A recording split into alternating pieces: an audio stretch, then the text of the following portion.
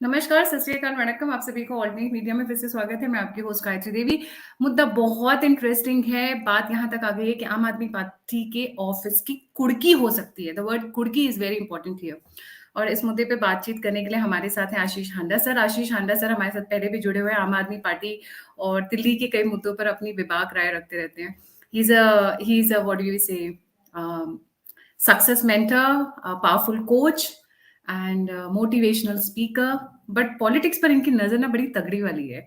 I mean despite the non associated factors. Sir, आपका alternate media पे बहुत बहुत स्वागत है।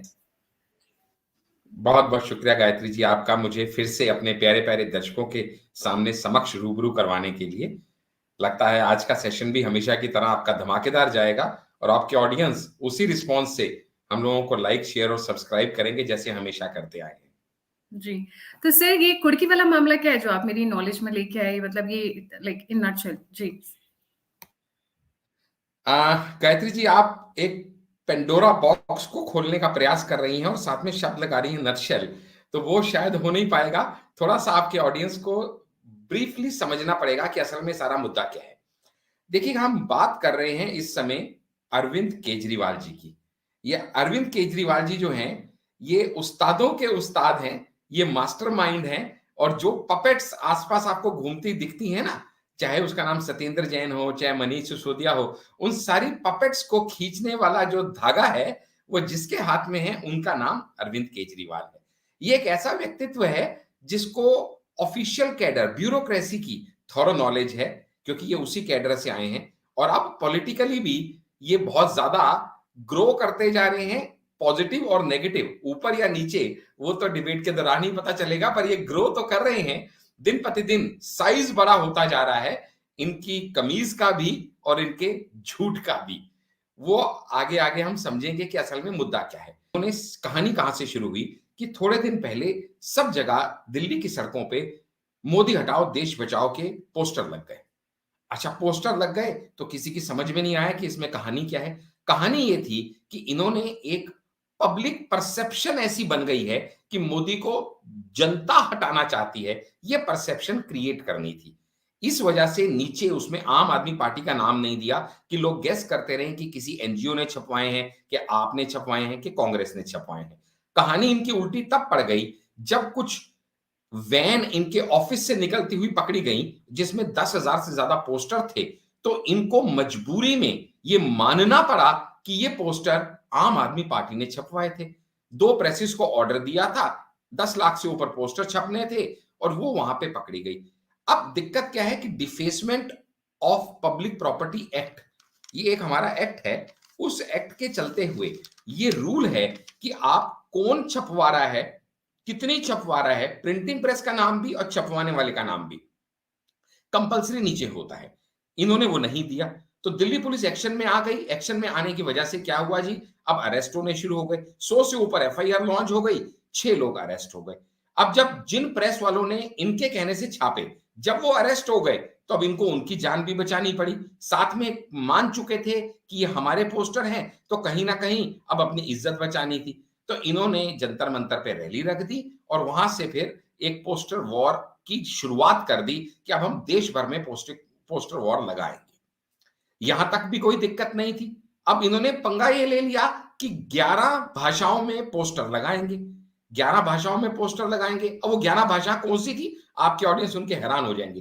कन्नड़, उड़िया, इंग्लिश, हिंदी, पंजाबी तो चलो होती ही होती हैं, मलयालम, बंगाली।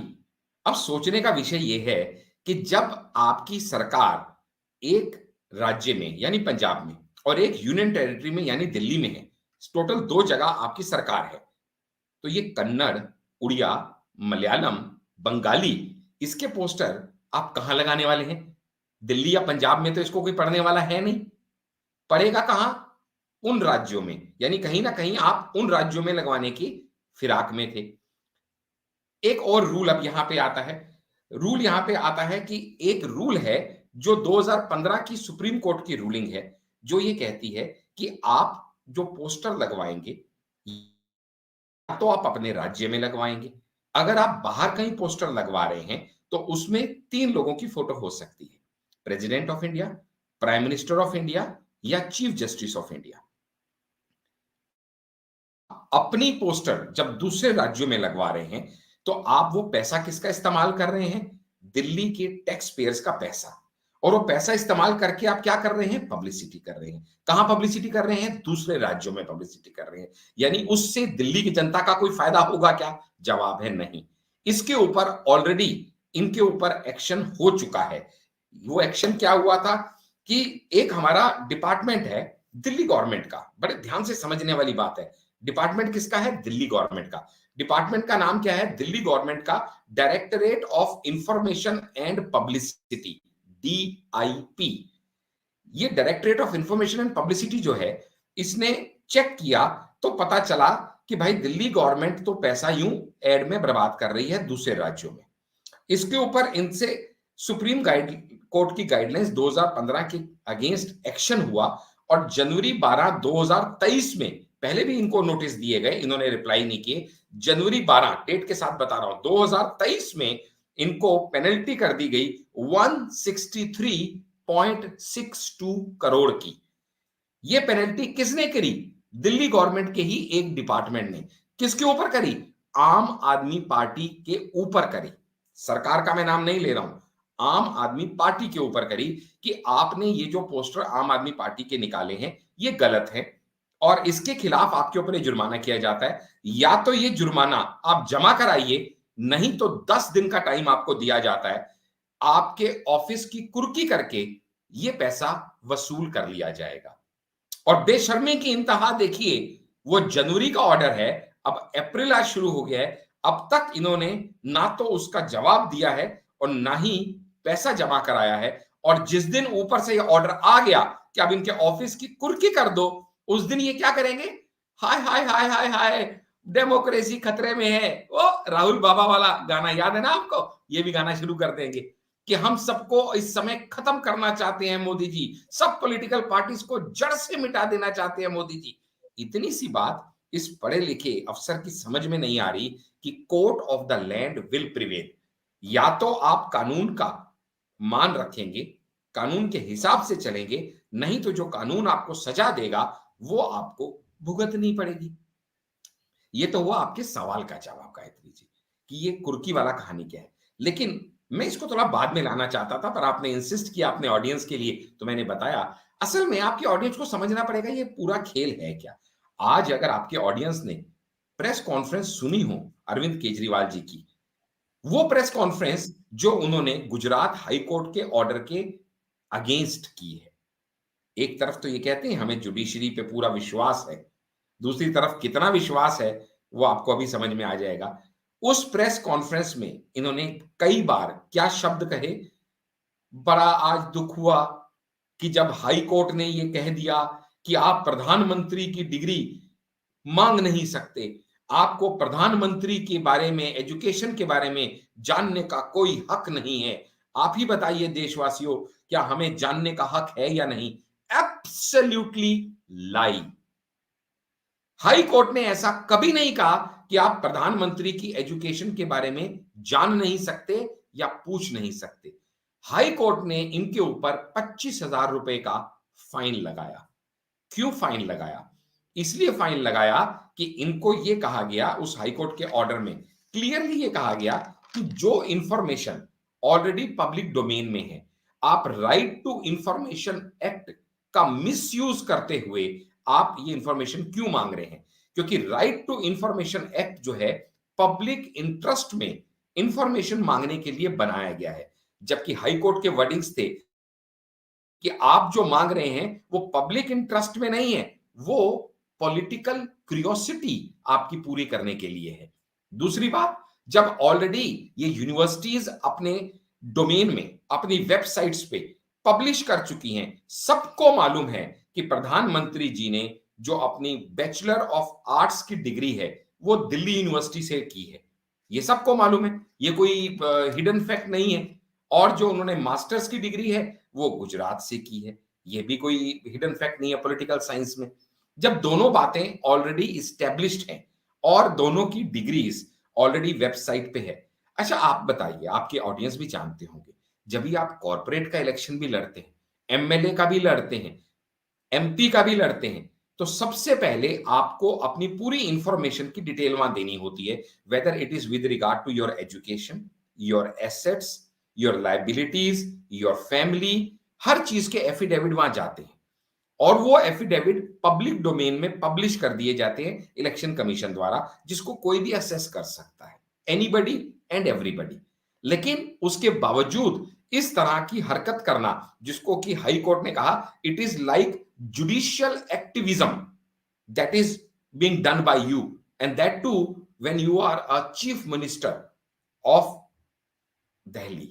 यानी एक रिप्रेजेंटेटिव होते हुए, इलेक्टेड रिप्रेजेंटेटिव होते हुए आप कोर्ट का भी समय बर्बाद कर रहे हैं, यूनिवर्सिटीज का भी समय बर्बाद कर रहे हैं, और सिर्फ मकसद क्या है कि कुछ हलचल पैदा कर दी जाए, कुछ विस्फोटक लेके आऊं, कुछ सनसनी सी पैदा कर दूं।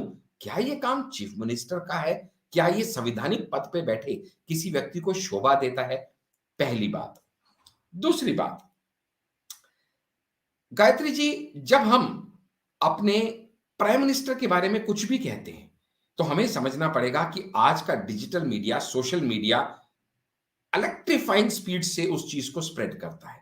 Already anti India tool kit existence में है और वो 2024 तक और ज्यादा स्ट्रांगली काम करने वाली है। ये हम पहले भी कई टॉपिक्स में, डिबेट्स में कवर कर चुके हैं। ऐसे में जो ताकतें मोदी जी को रोकना चाहती हैं, क्योंकि देश को आगे बढ़ने से अगर रोकना है तो उसके लिए मोदी जी को रोकना पड़ेगा, वो इस तरह के जो बातें हैं उनके ऊपर वो एक, जिसको कहते हैं ना, एक बवाल खड़ा कर देती हैं। तो ऐसे में अपने प्राइम मिनिस्टर के ऊपर इस तरह की बात करना क्या आपको शोभा देता है? तीसरी बात, जब आप अपने प्राइम मिनिस्टर को अनपढ़ कहते हैं और बार बार ये वक्तव्य देते हैं, अगर इंडिया का प्राइम मिनिस्टर पढ़ा लिखा होता तो, मैं आपसे पूछना चाहता हूं देशवासियों, क्या इंडिया का प्राइम मिनिस्टर पढ़ा हुआ होना चाहिए या नहीं?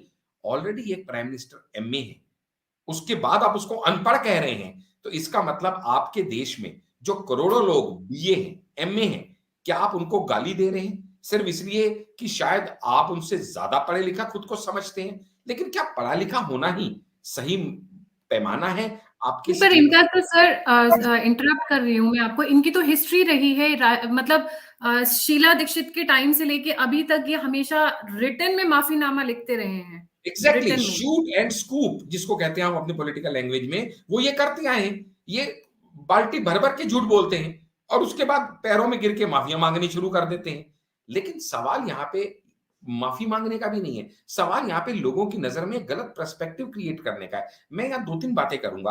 पहली बात, क्या ये सिसोदिया जी के मामले से, जिसको अभी भी बेल नहीं मिली, और सत्येंद्र जैन जी जो 9 महीने बाद भी आज जेल में, बेल नहीं मिली, रोज करप्शन के चार्जेस उनके पक्के होते चले जा रहे हैं और कानून के लंबे हाथ अब इन तक पहुंचने वाले हैं, उस मुद्दे को भटकाने के लिए क्या ये हरकत कर रहे हैं? दूसरा, क्या अपने ही प्राइम मिनिस्टर के ऊपर इस तरह के शब्द इस्तेमाल करना कि आप अनपढ़ हैं, अगर आप पढ़े लिखे होते तो ज्यादा अच्छा होता, कोई भी बाहर का व्यक्ति आता है आपसे कहीं भी साइन करा लेता है, कितनी अपरिपक्व राजनीति की निशानी है।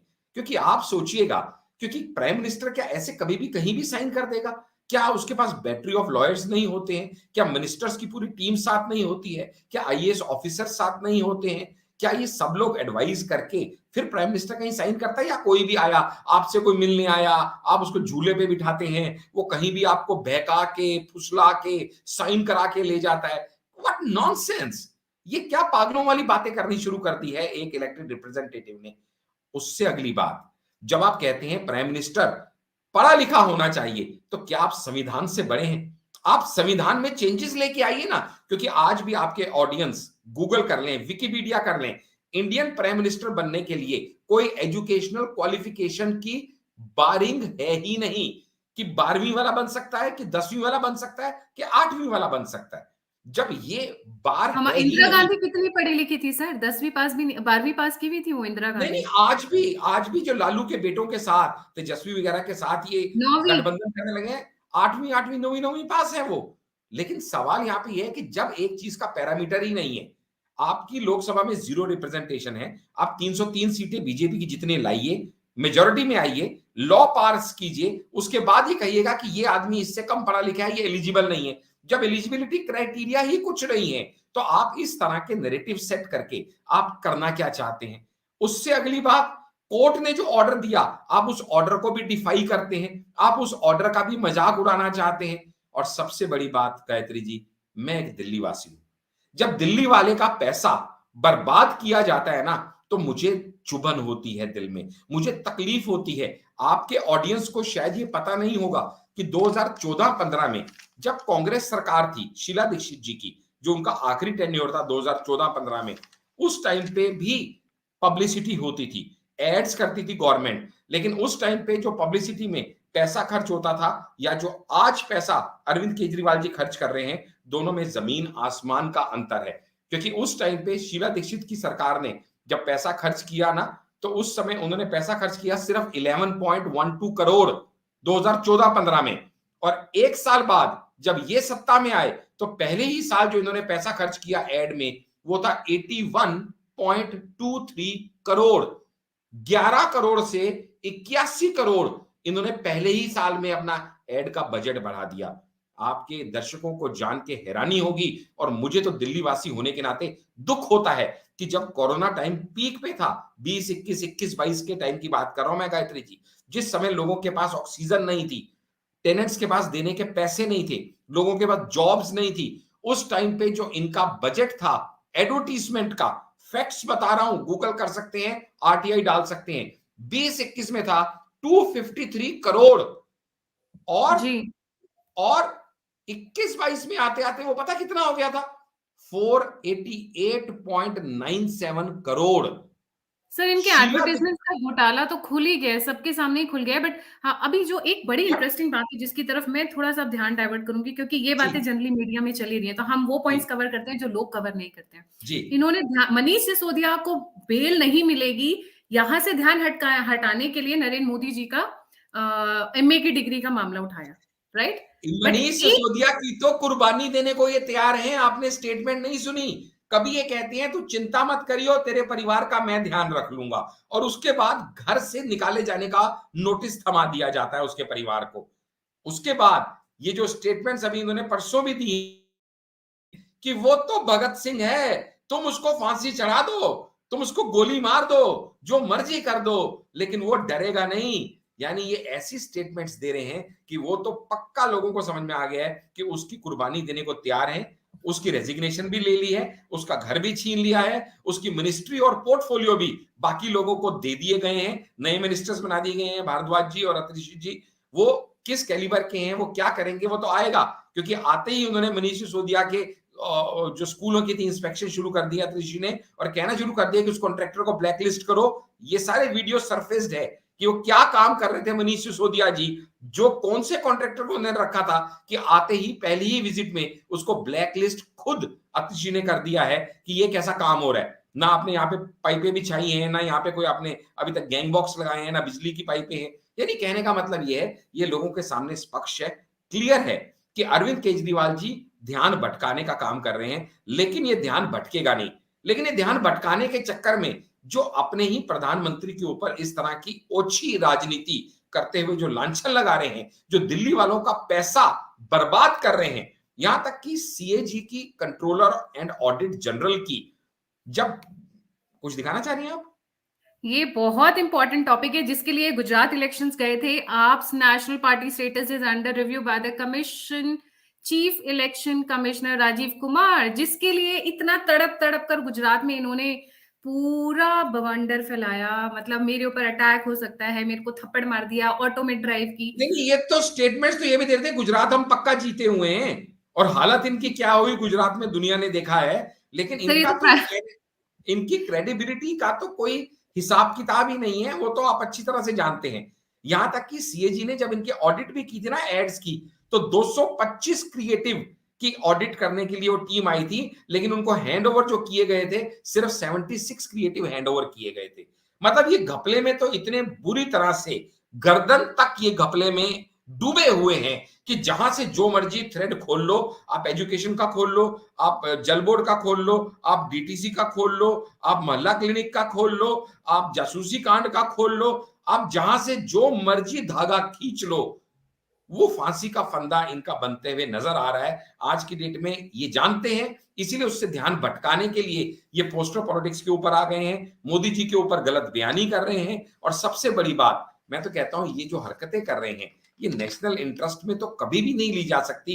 हर ऑडियंस ये मानेगा कि इंडिया का प्राइड जो है वो उसका प्राइम मिनिस्टर है, और जब अपने प्राइम मिनिस्टर को, अपने सरताज को, अपने नेता को, अपने हेड ऑफ द स्टेट को आप इस तरह से आप उसको क्या कहते हैं इंसल्ट करते हो, you are falling prey to the anti India tool kit. और आप उन्हीं का साथ होने का एक और सबूत दे रहे हो जब आप अपनी ही सेना से सबूत मांगते हो, अपने ही पीएम से सबूत मांगते हो। आप बताइएगा ना, मोदी जी आज 8वीं पास हैं, 12वीं पास हैं, ग्रेजुएट हैं, पोस्ट ग्रेजुएट हैं, उससे आपको या मुझे एज ए सिटीजन कोई लेना देना है?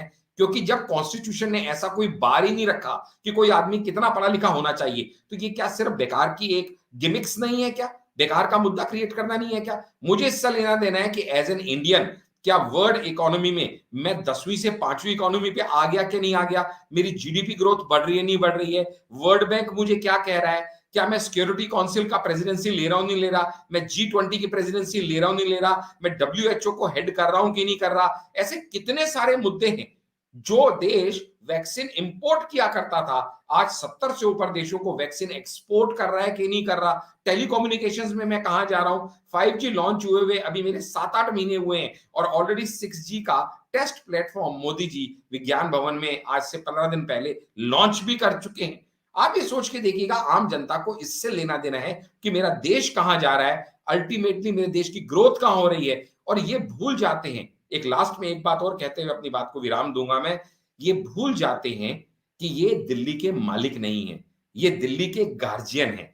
इनको दिल्ली का गार्जियन बनाया था दिल्ली को एक बेहतर सिटी बनाने के लिए, बेहतर यूनियन टेरिटरी बनाने के लिए। इन्होंने वादे तो किए थे, यमुना साफ हो गई क्या, बसेस में मार्शल आ गए क्या, नए कॉलेज खुल गए क्या, यूनिवर्सिटीज खुल गई क्या, हॉस्पिटल खुल गए क्या? ये सब छोड़ के जब आप ये पेटी पॉलिटिक्स पे उतर आते हैं, अपना टाइम, एनर्जी, पैसा आप इन चीजों में लगाते हैं, तो दिल्ली वालों को दुख होता है कि आप इस तरह की हरकतें करने पे क्यों आमादा हैं।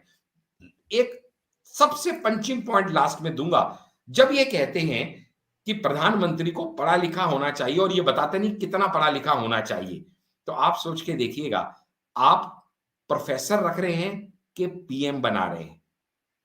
जब आप पीएम बना रहे हैं तो पीएम कौन बनेगा? एक एमपी जो अपने ग्रुप में से जो लीडर होगा उसको पीएम की तरह चुन लिया जाता है। एमपी की कोई क्वालिफिकेशन सेट नहीं है, एमएलए की भी नहीं है, कॉर्पोरेट की भी नहीं है। क्यों? हमारा कॉन्स्टिट्यूशन कहता है एक अनपढ़ भी अगर वो पीपल्स रिप्रेजेंटेटिव है, अगर वो लीडर है अपनी कम्युनिटी का, तो वो कॉर्पोरेट चुन के आ सकता है, एमएलए बन के आ सकता है, एमपी बन के आ सकता है। लेकिन जब आप इस तरह की हरकत करते हैं तो आप पिछड़े हुए को, आप कम पढ़े लिखे हुए को आगे बढ़ने का रास्ता उनके लिए बंद कर रहे हैं। क्योंकि आज एक कम्युनिटी स्पेशल से अगर कोई बंदा चुन के आता है तो वो अपनी कम्युनिटी को आगे ले जाने का प्रयास करेगा। लेकिन जब आप कहते हैं कि उस एजुकेशन से नीचे का बंदा आ ही नहीं सकता, और वो भी अगर आप में हिम्मत है तो आप अपना नंबर बढ़ाइए, एमपी बनिए, एमपी बनने के बाद उस एमपी मेंबर ऑफ पार्लियामेंट बनने के बाद पार्लियामेंट में बिल लेके आइए, पास कराइए, उसके बाद ये बातें कीजिए। अभी इस लेवल पे, इस स्टेज पे मतलब क्या है? अच्छा, पीएम इलेक्शन से डिसाइड होगा गायत्री जी या एग्जाम से? अगर ये कहते हैं पढ़ा लिखा कम है मेरा पीएम, तो ये क्या चाहते हैं कि एक एंट्रेंस एग्जाम रख दिया जाए जिसमें केजरीवाल जी भी बैठे, राहुल गांधी जी भी बैठे, मोदी जी भी बैठे, और उनका एक एंट्रेंस एग्जाम हो और जो उस एग्जाम में टॉप करे उसको पीएम बना दिया जाए? क्या ऐसा करने का इनका प्रयास है? क्योंकि जो बहुत पढ़ा लिखा है वो कोई जरूरी नहीं है कि वो लोगों का उतना ही अच्छा या उतना ही बड़ा लोकप्रिय नेता भी हो। पढ़ा लिखा होना एक अलग बात है, हम जी, पढ़ाई के जी, विरुद्ध नहीं है, लेकिन बिल्कुल। वो सर, मैंने इलेक्टेड होना चाहिए ना जानबूझकर कि। हाँ एलिजिबिलिटी क्राइटेरिया निकाल लिया है। दिस इज रिटन जी वर्बेटम फ्रॉम कॉन्स्टिट्यूशन, कॉन्स्टिट्यूशन से जी निकाल कर ये पीस लेकर आई हूँ जी मैं अभी, जब आप जी इलाबरेट जी करे थे। और बहुत जरूरी है कि हमारे व्यूअर्स इनको पढ़ें, और इसीलिए एग्जैक्टली मैंने आप लोगों की, मैं जानबूझकर निकाल कर इसलिए, देखिए मैं इसको थोड़ा इलाज कर देती हूँ सर, हम लोग जी बैकग्राउंड में चले जाते हैं थोड़ा सा। जैसे prime minister of India must be a citizen, he must be prime facie a member of either Lok Sabha or Rajya Sabha when a person is appointed as a that prime means minister of ही India। Needs to be an MP, मतलब MP citizen होना member, चाहिए, चाहे वो MP होना चाहिए। राज्यसभा के हो क्योंकि मनमोहन सिंह राज्यसभा के मेंबर थे जब वो प्राइम मिनिस्टर बने, जी and in that case he should, अगर वो नहीं है in case, and he is जी neither member of Rajya Sabha or Lok Sabha, in that case he should become a member of any one of the parliamentary houses within 6 months. He must be exactly above the age of 25 years if a member of Lok Sabha, and above 30 years of age if a member of Rajya Sabha. Must not hold any office of profit under the government of India. Office of profit मतलब कि किसी भी ऐसी job पर नहीं होने चाहिए जहां उनको दैट्स सैलरी इट मिलती है, that's right? It that closes the chapter. इतने That पढ़े closes लिखे the तो chapter. वो भी होने चाहिए कि जब ये नीचे चार काउंसिल ऑफ रिक्विजिट हैं। मिनिस्टर्स का भी, नीचे काउंसिल ऑफ मिनिस्टर्स की भी एलिजिबिलिटी क्राइटेरिया दिया हुआ है, किसी में भी क्वालिफिकेशंस मेंशन नहीं जी है. So why we brought up this topic? Because Arvind Kejriwal is trying to divert the attention from Manish Sisodia, number 1. Number 2, exactly उनके ऑफिस की कुर्की के पूरे पूरे चांसेस हैं, क्योंकि एग्जैक्टली 168 करोड़ का लगा जो हुआ है, वो भी उन्होंने जनवरी. फाइन है, उनके ऊपर ऑलरेडी फाइन किया जा चुका है, जो उन्होंने अभी तक ना तो पे किया है ना ही उसका कोई रिस्पॉन्ड किया है। और इसीलिए कोर्ट ने इतना स्ट्रिक्ट ऑर्डर उनके ऊपर पास किया कि भाई तुम समय बर्बाद कर रहे हो अपना भी और कोर्ट का भी, और राइट टू इंफॉर्मेशन एक्ट का मिसयूज कर रहे हो, जब पब्लिक इंटरेस्ट की बजाय उसको पॉलिटिकल क्यूरियोसिटी के लिए यूज कर रहे हो और जुडिशियल एक्टिविज्म करने का प्रयास कर रहे हो। एक इलेक्टेड रिप्रेजेंटेटिव होने के बावजूद इतनी गैर जिम्मेदाराना हरकत तुम कर रहे हो, तो ये माफ करने जैसी नहीं है। इसके लिए तुम्हें फाइन होना चाहिए। और उनकी बेशर्मी देखिए, इसके बावजूद भी आज भी जब उन्होंने प्रेस कॉन्फ्रेंस की है तो उन्होंने उस बेशर्मी को एक कदम और आगे ले जाते हुए अपनी गलती मानने की बजाय आज भी कोर्ट के ऊपर यह बात डाल दी है कि कोर्ट ये चाहता ही नहीं कि हम प्रधानमंत्री के एजुकेशनल क्वालिफिकेशन जाने, जो कि अगेन कंटेम्प्ट ऑफ कोर्ट है, क्योंकि कोर्ट ने ऐसा कभी नहीं कहा। कोर्ट ने कहा कि ऑलरेडी उनकी वेबसाइट पे है, यूनिवर्सिटी की वेबसाइट पे जाइए और चेक कर लीजिए। इसके लिए क्यों आप गवर्नमेंट मशीनरी को मिसयूज कर रहे हैं? यही आपके दर्शकों को आज समझना और जानना जरूरी है कि किस तरीके से यहां पे दिखाया कुछ जा रहा है और असल कुछ हो रहा है। और इस पॉलिटिकल गिमिक्स के अंदर, इस टैक्स एंड ट्रिक्स के अंदर केजरीवाल के हमको नहीं फंसना है। And let's focus on the growth, India shining, and let's make India rock and make it a world leader once again. Gayatri ji आप म्यूटेड हैं। गायत्री जी म्यूटेड हैं, आपके क्लोजिंग कमेंट हमें नहीं मिलेंगे। Thank you so much sir for joining. जाने से पहले सभी व्यूअर्स से रिक्वेस्ट है, please don't forget to like, subscribe and share the alternate media. जब भी कुर्की का नोटिस आएगा, जैसे ही निकलने वाला होगा, क्योंकि कुर्की होगी उनके ऑफिस की, ये मानकर चलिए, और जैसे ही निकलेगी तैसे आप जंतर मंतर पर और डेमोक्रेसी अंडर थ्रेट का ड्रामा देखने के लिए तैयार हो जाइए। Be mentally prepared, there is more popcorn, you should be ready with popcorn, bucket of popcorn. So more drama yet to come. जय हिंद, जय श्री राम, हर हर महादेव। जय हिंद, जय हिंद।